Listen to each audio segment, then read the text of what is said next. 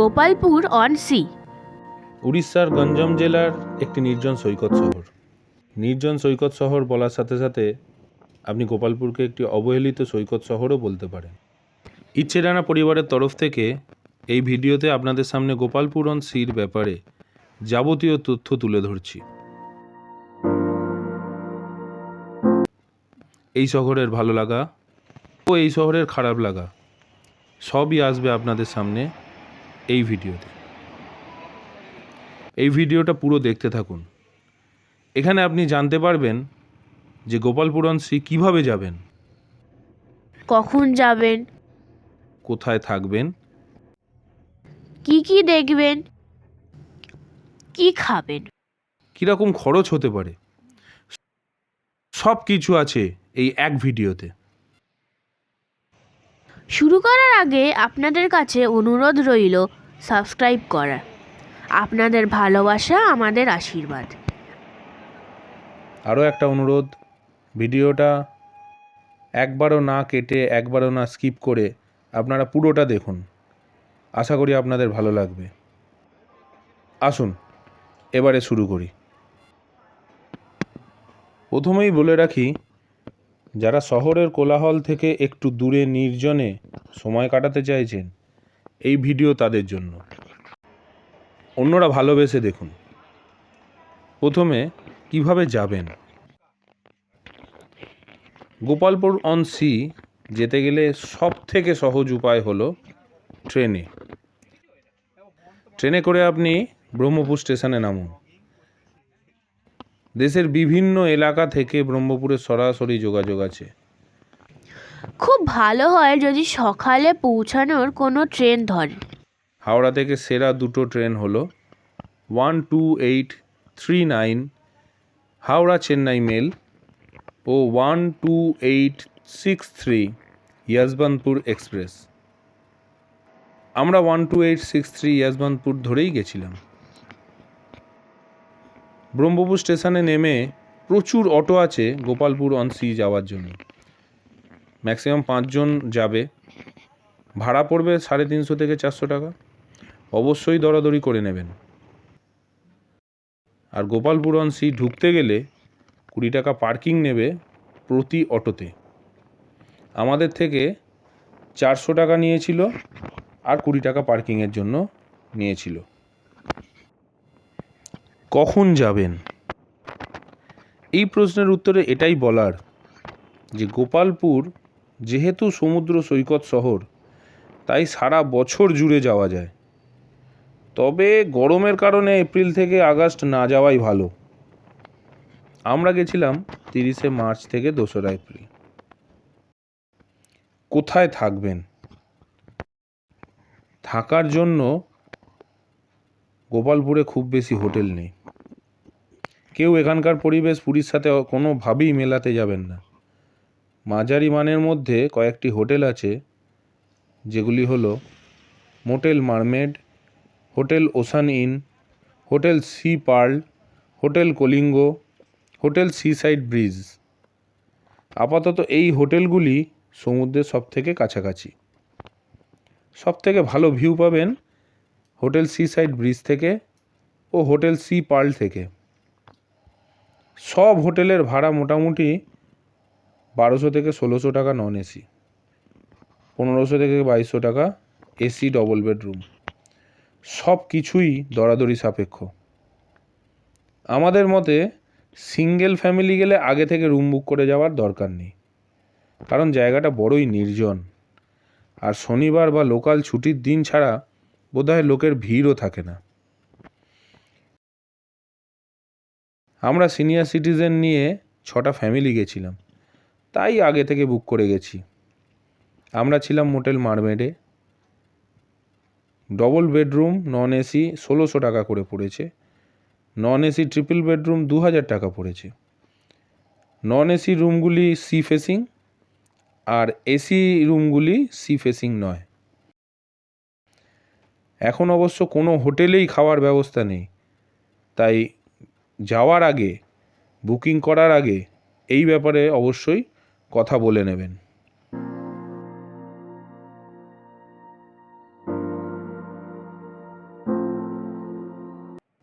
এছাড়া মেফেয়ার পাম beach resort ও OTDC পান্থনিবাস এই দুটোও আছে। এগুলি গোপালপুরের মেন বিচের থেকে একটু দূরে। কি খাবেন? গোপালপুরে খাবার ব্যবস্থা খুবই বাজে, বিশেষ করে বাঙালিদের জন্য। কোনো রকম অপশান থাকবে না আপনাদের কাছে। ব্রেকফাস্ট বলতে সেই ডিম টোস্ট, মাখন টোস্ট আর লুচি। আবার খাবার হোটেল বলতে আছে হোটেল বালাজি, হোটেল নীলকমল, নাজ হোটেল, হোটেল আলফা। কিন্তু সবথেকে ভালো হলো আপাতত হোটেল বালাজি। সেখানে থালি সিস্টেমের ব্যবস্থা আছে। ভেজ থালি 80 টাকা, ডিম থালি 80 টাকা, মাছের থালি 80 টাকা, চিকেন থালি 120 টাকা। এছাড়া ডবল ডিমের অমলেট হবে 40 টাকায়, আর ডিমের কারি হলে 40 টাকা প্লেট, দেয় 2টো ডিম। ভাত, ডাল, সবজি যত চাইবেন তত পাবেন, কিন্তু রান্না মোটেই ভালো নয়। আরও কিছু হোটেল হয়তো আছে যেটা একটু আপনাকে বাজারের দিকে যেতে হবে। সেখানে অবশ্য শোনা গেছে হোটেল রোহিণী নামে একটি বাঙালি হোটেল আছে। রাতের জন্য মোটামুটি একই খাবার পাওয়া যায়, তার সাথে এক্সট্রা করে আপনি রুটি তড়কাও পাবেন, কি মাঝে মাঝে মিক্স সবজিও থাকে। দামের থেকে খাবারের মান খুবই খারাপ। এবারে কি দেখবেন? গোপালপুরে দেখার মতো কিছুই নেই, শুধু একটি লাইট হাউস ও সুন্দর বাঁধানো বীজ বাদে। তাও এখন লাইট হাউসে পর্যটক উঠতে পারে না। তবে তাই বলে হতাশ হওয়ার কিছুই নেই, আমরা আপনাকে ঘোরার সব রকম খবরই জানিয়ে দিচ্ছি। প্রথম দিন আপনারা সকালে ট্রেন থেকে নেমে অটো করে গোপালপুরে পৌঁছে হোটেলে চেক ইন করুন। অটো ধরার আগে হালকা ব্রেকফাস্ট করে নিন। ফ্রেশ হয়ে বেরিয়ে পড়ুন একবারে স্নানের ড্রেসে। মন ভরে সমুদ্র স্নান করে নিন। পুরীর সাথে তুলনায় যাবেন না, কিন্তু মন ভরে যাবে। এরপর দুপুরে খাওয়া দাওয়া শেষ করে পুরো রিল্যাক্স করে নিন। সন্ধেবেলায় বিচে ঘুরুন একদম ফাঁকা পরিবেশে। বেশ কিছু দোকান আছে খাবারের, যেখানে পাওয়া যায় কাবাব, মোমো, চা, মাছ ভাজা, চাউমিন ইত্যাদি আরও কিছু। বিচের ওপরে সার দিয়ে আছে মশলা মুড়ির দোকান। ওখানে ঘুরতে ঘুরতে আপনারা পরের দিনের জন্য ঘোড়ার গাড়ির ব্যবস্থাটা করে নিন। আমার সাথে যার প্রোগ্রাম ঠিক করা হয়েছিল তার নাম্বার আমি ডেসক্রিপশান বক্সে দিয়ে দিলাম। দিন সকালে আপনারা চলে যান মা তারাতারিণীর উদ্দেশ্যে। সেখানে রোপওয়ে করে ওপরে উঠে গিয়ে মা তারাতারিণীর দর্শন সেরে নিচে এসে হালকা ব্রেকফাস্ট সেরে নিন। তারপর চলে যান রম্ভা, বারকুল ও টাম্পারা লেক। সারাদিনের শিডিউল এটা। বোটিং করতে চাইলে অবশ্যই বরকুল দিয়েই যাবেন। বরকুলে বোটের সংখ্যা খুবই বেশি। এইগুলো দেখে হোটেলে ফিরতে ফিরতে সন্ধে হয়ে যাবে। ফিরে রেস্ট করুন। আমাদের 15 জনের জন্য ট্রাভেলার গাড়ি বলেছিল 8,000 টাকা নেবে। অবশ্য আমরা তারাতারিণী মন্দির আলাদা গেছিলাম। এবার তৃতীয় দিন সকালে বেরিয়ে আপনারা দারিংবাড়ির উদ্দেশ্যে চলে যান। দারিংবাড়ি গোপালপুর থেকে 1 রাত 2 দিনের একটা ছোট ট্রিপ হয়। ফিরে সোজা ব্রহ্মপুর থেকে রাত 11:50 করমণ্ডল এক্সপ্রেস ধরুন। পরের দিন 11টা নাগাদ হাওড়া পৌঁছে যাবেন। যদি মনে হয় যে আপনার হাতে এক্সট্রা দিন নেই, তাহলে তৃতীয় দিন আপনারা সকাল 6টায় বেরোন দারিংবাড়ির জন্য। মোটামুটি সব কিছু দেখে 8টা নাগাদ ফিরে হোটেলে খেয়ে শুয়ে পড়ুন।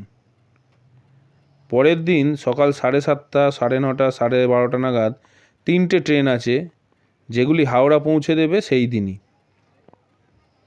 এখানে বলে রাখা ভালো, আমাদের 15 জনের জন্য ট্রাভেলার গাড়ি বলেছিল 11,000 টাকা নেবে। আমাদের শারীরিক অবস্থা খারাপ থাকার জন্য তারাতারিণী মন্দির ছাড়া আমরা কোথাওই যেতে পারিনি। কিছু গুরুত্বপূর্ণ তথ্য বলে রাখা ভালো এই সময়। কোনোভাবেই আপনারা মিনারেল জল ছাড়া, কেনা মিনারেল জল ছাড়া অন্য কিছুই খাবেন না, তাতে পেটের প্রবলেম অবধারিত। মাছ ভাজাটা অবশ্যই এড়িয়ে যাওয়ার চেষ্টা করবেন। যদি একান্তই টেস্ট করতে চান তাহলে মাছটা নিজে থেকে পরখ করে দেখে নিয়ে সামনে দাঁড়িয়ে ভাজাবেন। এবার আসি খরচের ব্যাপারটা। খরচ কত হতে পারে?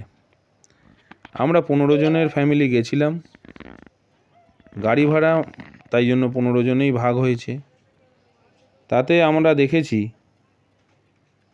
ট্রেনে 3 AC মোটামুটি যাতায়াত 1996 টাকা, হোটেল 1600 টাকা করে রুম ধরলে 800 টাকা করে প্রতিদিন প্রতি লোক, খাওয়া মোটামুটি 200 টাকা প্রতিদিন, গাড়ি দুদিন বেড়াতে যাওয়ার জন্য মোটামুটি 600 টাকা থেকে 650 টাকা এবং 750 টাকা প্রতি মানুষ প্রতি, অটো ব্রহ্মপুর স্টেশন থেকে গোপালপুর আসা যাওয়া 140 টাকা মানুষ প্রতি।